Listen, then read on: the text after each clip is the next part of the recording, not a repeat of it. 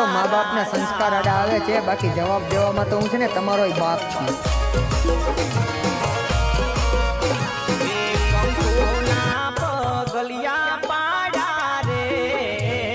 તો મા બાપના સંસ્કાર આડા આવે છે, બાકી જવાબ દેવામાં તો હું છે ને તમારો બાપ છું.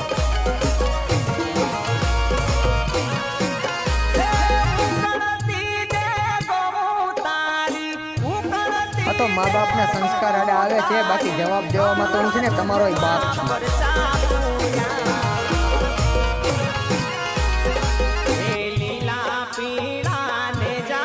તો મા બાપના સંસ્કાર આડા આવે છે, બાકી જવાબ દેવામાં તો હું છે ને તમારો બાપ છું.